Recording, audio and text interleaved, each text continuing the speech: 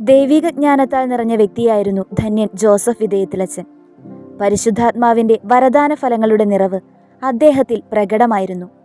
വിശുദ്ധ മറിയന്ത്രേസ്യയുടെ ജീവിതത്തിലെ അതിസ്വാഭാവിക അനുഭവങ്ങളുടെ ആന്തരികാർത്ഥം വിവേചിച്ചറിഞ്ഞ് വിശുദ്ധയെ നയിക്കാൻ ദൈവം ധന്യൻ ജോസഫ് വിധേയത്തിലച്ചനെ പ്രത്യേകം തിരഞ്ഞെടുത്തു. ജ്ഞാനിയായ ആത്മപിതാവായിരുന്നു വിധേയത്തിലച്ചൻ. ഒരു നാടിന്റെ സ്പന്ദനമായി തീരാൻ അദ്ദേഹത്തിന് സാധിച്ചു. സ്നേഹപൂർവ്വം ജനങ്ങൾ അദ്ദേഹത്തെ പിതാവെന്ന് വിളിച്ചു. ജ്ഞാനവും വിവേകവും വിശുദ്ധിയും വിധേയത്തിലച്ചനിൽ ഒരുപോലെ തെളിഞ്ഞു നിന്നു. വിശുദ്ധ മറിയന്ത്രേസ്യയുടെ ജീവിതത്തിലെ അസാധാരണ അനുഭവങ്ങളെ പലരും സംശയത്തോടെ വീക്ഷിച്ചപ്പോൾ അതിൽ നിറഞ്ഞ ദൈവിക രഹസ്യങ്ങൾ വിധേയത്തിലച്ചൻ മനസ്സിലാക്കി.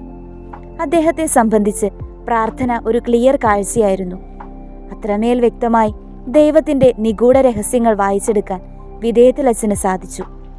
നമ്മുടെ ജീവിതത്തിലെ അർത്ഥമറിയാത്ത ജീവിതാനുഭവങ്ങളെ ദൈവഹിതമായി സ്വീകരിക്കാനുള്ള ജ്ഞാനം ലഭിക്കാൻ വിധേയത്തിലച്ചന്റെ മാധ്യസ്ഥം യാചിക്കാം.